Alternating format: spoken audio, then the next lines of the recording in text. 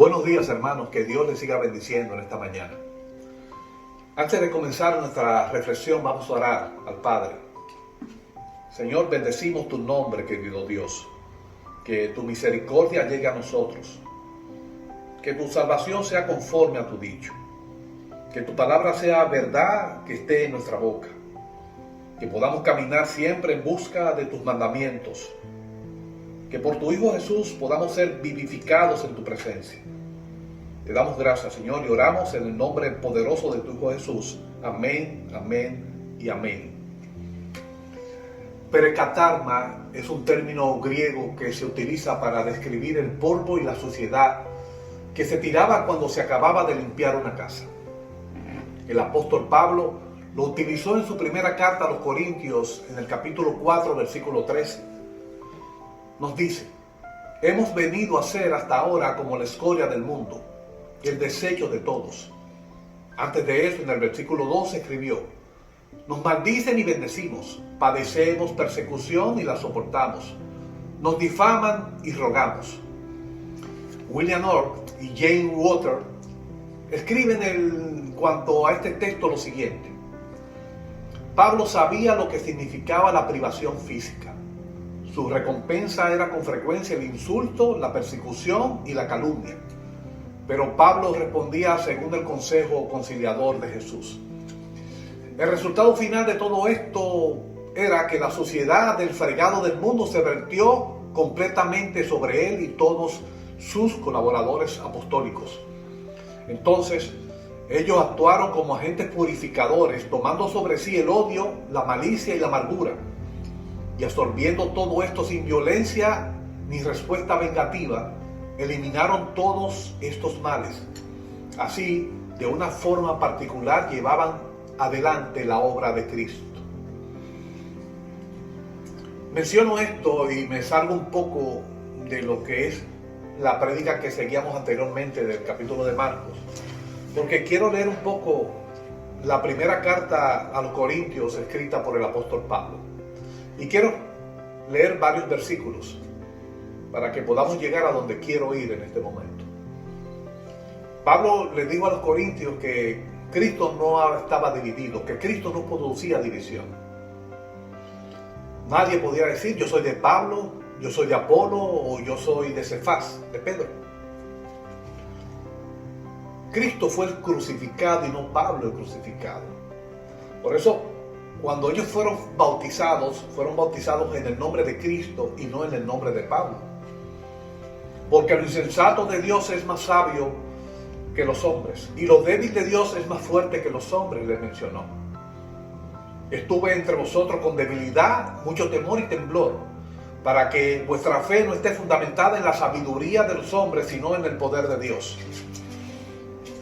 Nosotros no hemos recibido el espíritu del mundo, sino el espíritu que proviene de Dios, para que sepamos lo que Dios nos ha concedido.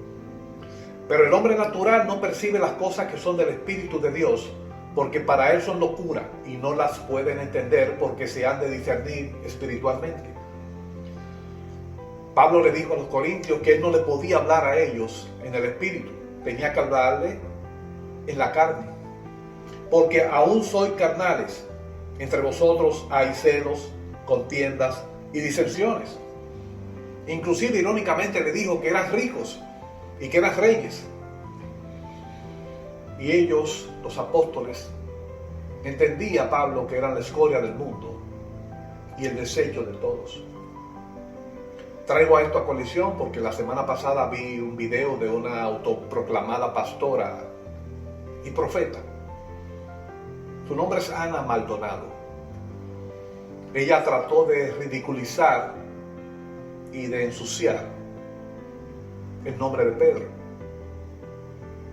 Mencionó el nombre de Pedro diciendo que era un metiche, que era un lamebotas. Y yo entiendo que Pablo y los apóstoles podían hablar de ellos mismos, de que eran escoria y desecho, pero eso no le da licencia a nadie en este mundo para producir palabras de esa manera hacia la roca. La persona sobre la que Jesús edificó la iglesia. Pedro pudo haber tenido sus problemas antes de tener el convencimiento real de que Cristo era el Salvador. Era una persona parecida a Pablo, agresivo, incontrolable hasta ciertos momentos. Sí, esa misma persona que negó a Cristo por 3 ocasiones. Esa persona que sacó su espada y por poco le arranca una oreja totalmente a uno de los enviados para detener a Jesús en Getsemaní. O esa misma persona a la cual Jesús le dijo en un momento que el diablo lo estaba buscando para zarandearlo. Sin embargo, en el momento de la resucitación, de la resurrección de Jesús, vimos algo extraordinario. Jesús le dijo a las personas, y dile a Pedro. Él sabía que Pedro tenía un corazón incondicional hacia él, independientemente de todos los problemas que pudo haber habido anteriormente. Jesús nos conoce no solamente en el momento, sino en el futuro. Él sabe lo que vamos a hacer. Por ende, el proceso de contestación para esta persona no es un proceso de juicio. Yo le voy a enseñar a esta persona lo que el apóstol Pedro llegó a hacer para nosotros y lo que sigue significando para nosotros cuando habla de que Cristo es el verdadero evangelio. En su primera carta, en el capítulo 2, versículo 9, Pedro nos dice lo siguiente: mas vosotros sois linaje escogido de Dios, real sacerdocio, nación santa, pueblo adquirido por Dios, para que anunciéis las virtudes de aquel que os llamó de las tinieblas a su luz admirable. Todo el fundamento de la evangelización se encuentra en este versículo. ¿Qué palabra podríamos utilizar para describir el estado actual de muchas iglesias cuando nos referimos al proceso de evangelización? ¿Una corporación? ¿Una sociedad en las cuales abundan las normas, reglas, sistemas, resúmenes apostólicos para muchos o proféticos para otros? ¿Esquemas? Muchas manejan sus finanzas como un negocio secular. El problema con el evangelio es que no se puede desligar la enseñanza bíblica teológica de la figura de Cristo y por otro lado establecer un sistema de enseñanzas de las virtudes de Jesús. Tienen que ir a la par.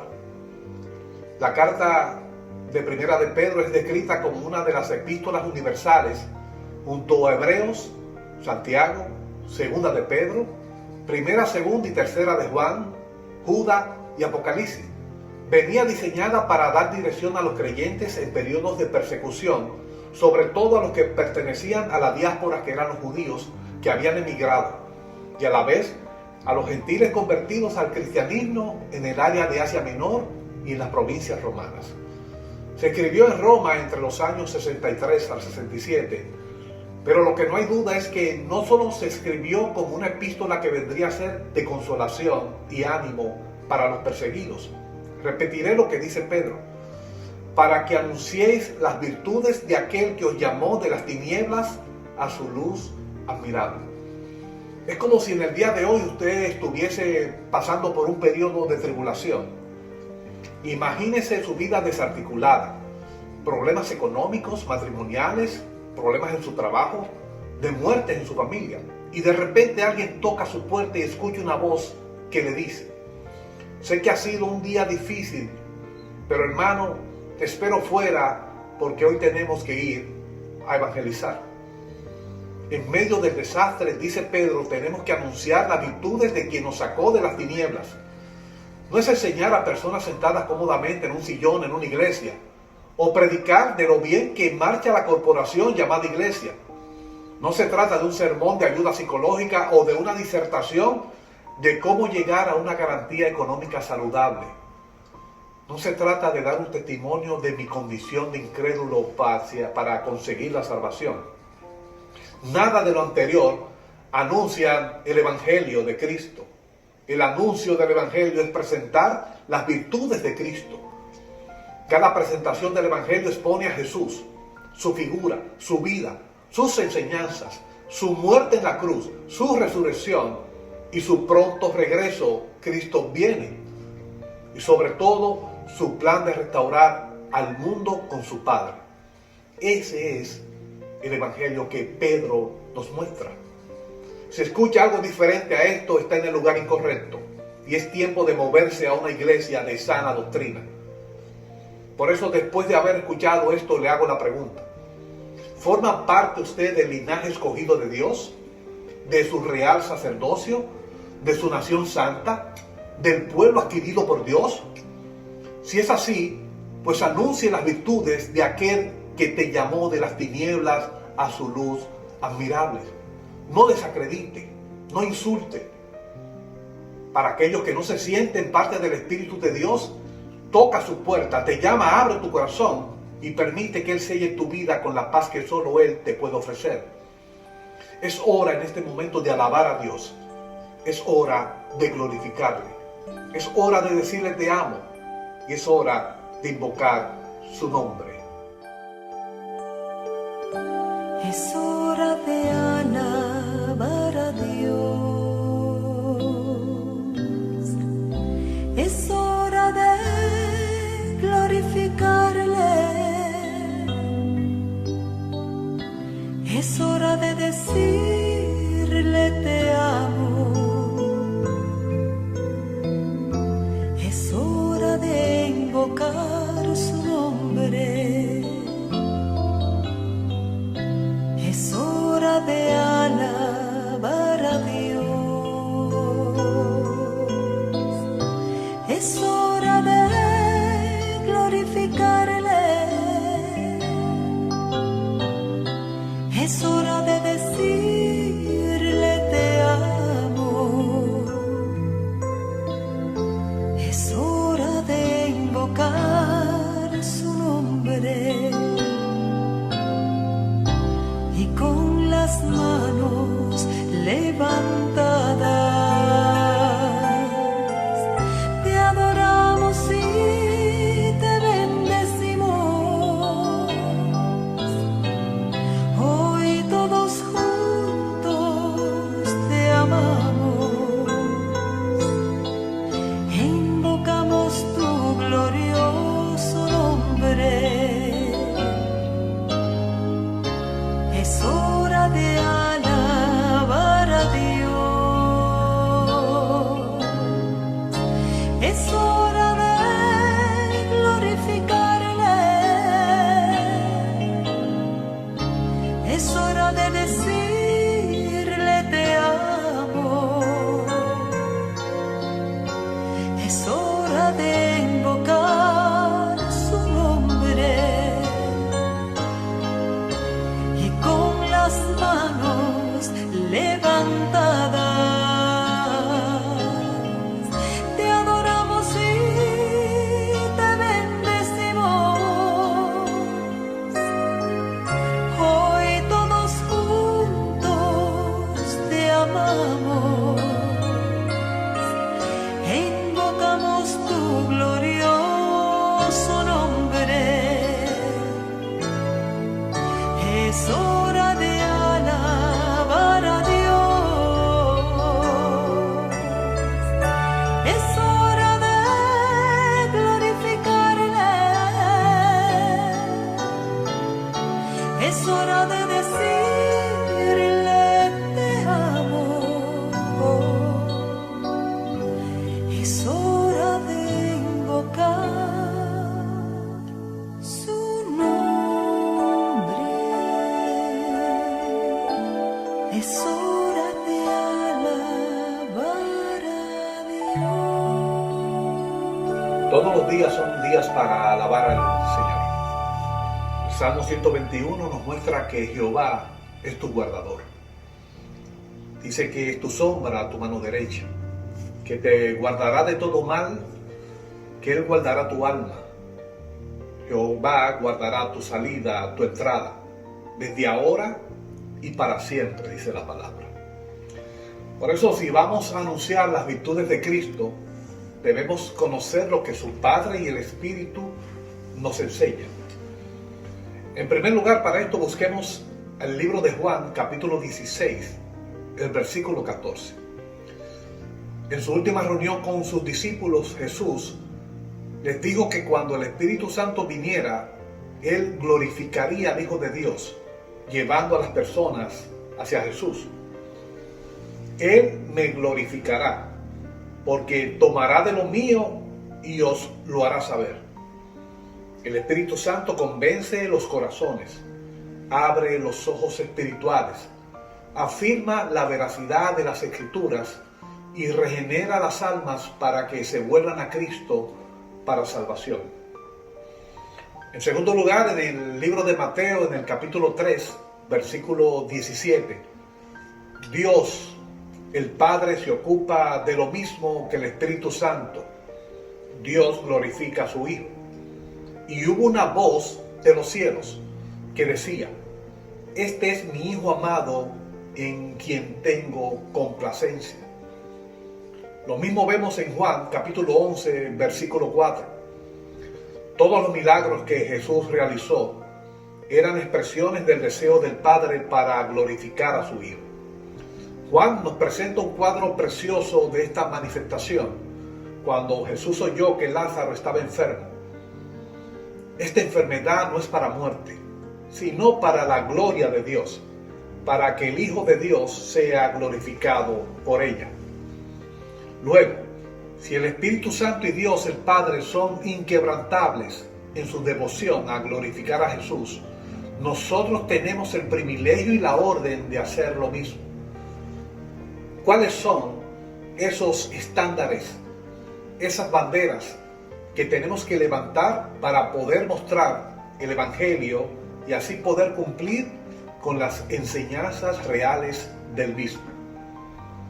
En Primera de Pedro, en su capítulo 2, en los versículos 4 al 7, nos dice lo siguiente: acercándoos a Él, piedra viva, desechada ciertamente por los hombres, mas para Dios escogida y preciosa. Vosotros también, como piedras vivas, sed edificados como casa espiritual y sacerdocio santo, para ofrecer sacrificios espirituales aceptables a Dios por medio de Jesucristo. Por lo cual también contiene la Escritura: he aquí, pongo en Sión la principal piedra del ángulo escogida, preciosa. El que creyere en ella no será avergonzado. Para vosotros, pues, los que creéis, Él es precioso. Pero para los que no creen, la piedra que los edificadores desecharon ha venido a ser piedra del ángulo, piedra de tropiezo y roca que hace caer. La idea de la piedra es rica en contenido. Vamos a ver 3 pasajes del Antiguo Testamento donde aparece el significado. Jesús nos enseñó en la parábola de los labradores malvados en Mateo 21. Lo interesante es que en esa parábola Jesús cita el Salmo 118, 22. Jesús les dijo: ¿nunca leísteis en las Escrituras? La piedra que desecharon los edificadores ha venido a ser la cabeza del ángulo. El Señor ha hecho esto y es cosa maravillosa a nuestros ojos. En Isaías 28, 16 dice: por tanto Jehová el Señor dice así: he aquí, yo he puesto en Sión por fundamento una piedra aprobada, angular, preciosa, de cimiento estable. El que creyere no se apresure. Y por último, en Isaías 8, 13 al 14 nos dice: a Jehová de los ejércitos, a Él santidad, sea Él vuestro temor y Él será vuestro miedo. Entonces Él será por santuario, pero las 2 casas de Israel por piedra para tropezar y por tropezadero para caer, y por lazo y por red al morador de Jerusalén. Jesús tomó la palabra dada por Dios a los profetas en el Salmo 118, las cuales en un principio fueron aplicadas al pueblo de Dios. Él la tomó para sí mismo. El pueblo de Dios fue rechazado por la humanidad y así lo fue Jesús. Pero el propósito de Dios en Jesús es que Él sea la piedra angular, el edificio de su reino. Los escritores de la iglesia original tomaron las palabras de Isaías y la aplicaron a Jesús como la piedra fundamental, preciosa e inamovible de Dios. Y nos dicen, para los que acepten a Jesús, Él será su Salvador y amigo. Para los que la rechacen, solo juicio y condenación. Si somos reales sacerdotes, debemos ser como significa la palabra en su original. En latín la palabra se escribe pontifex y significa constructores de puentes. Un puente une un lugar con otro. Para nosotros, un puente es traer a otros al Salvador. El camino nuevo no pertenece a un solo sacerdote terrenal, a un pastor, a un obispo, a los nuevos profetas o a los nuevos apóstoles. El nuevo camino es Jesús. Somos pueblo escogido, nación santa. En el Nuevo Testamento la palabra para santo es agios, que se traduce corrientemente por santo, pero su verdadero significado es diferente.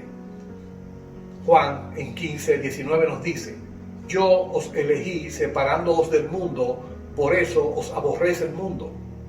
Fuimos escogidos para ser diferentes al mundo. Fuimos llamados de la no misericordia a la misericordia, escogidos para un privilegio, para obediencia, para anunciar las virtudes de Jesús. ¿A quién anunciamos? Eso nos dice el apóstol Pablo en Colosenses capítulo 1, 28. Pablo intencionalmente y enfáticamente movió el pronombre relativo a la primera parte de su profesión, sustituyendo el pronombre personal. ¿Quién? Por yo. Normalmente diríamos: yo quisiera presentarles o tengo el honor de presentarles. Sin embargo, el apóstol dice: ¿a quién anunciamos? Si no proclamamos la belleza de Cristo en la presentación del Evangelio, se pierde el punto central de todo el Evangelio. El Evangelio no es un dogma, no es una regla, ni tan siquiera una religión. Es llevar una conversación entre nuestro corazón y el oyente, que tiene como figura central a Jesús. Alabamos a Jesús, exaltamos a Jesús. Por eso hoy te pregunto: ¿cuál es tu profesión? ¿Es simplemente ser un cristiano nominal, un número, o una estadística entre las iglesias? Oiga lo que dice Hebreos capítulo 3, versículo 1, sobre lo que es ser la verdadera profesión del cristiano. Considerad al apóstol y sumo sacerdote de nuestra profesión, Cristo Jesús. Por eso, levántese de sus sillas, levántese de donde se encuentra en este momento, y en comunión con Dios, cierre sus ojos, levante sus manos y pregúntele: Dios, ¿cuál es mi verdadera profesión? No se detenga, vuelve y pregúntele: ¿cuál es mi verdadera profesión? Y oirá en ese momento la voz del Señor por su palabra escrita, que dice: considerad al apóstol y sumo sacerdote de nuestra profesión, Cristo Jesús. Esa es su profesión, Cristo, anunciar las virtudes. Hoy es el momento de que cambies el nombre de tu profesión. Ya no serás ingeniero, administrador, secretario, secretaria, ama de casa, médico, abogado. No eres lo que crees que eres. Eres linaje escogido del pueblo de Dios. Eres real sacerdote. Eres el pueblo escogido. Eres la nación santa. Eres agios. Eres diferente. Eres el presentador del plan de salvación. Y ese plan de salvación tiene un solo nombre, que es sobre todo nombre: Jesús. Y el pueblo de Dios dice: amén, amén y amén. Que Dios los siga bendiciendo, hermanos.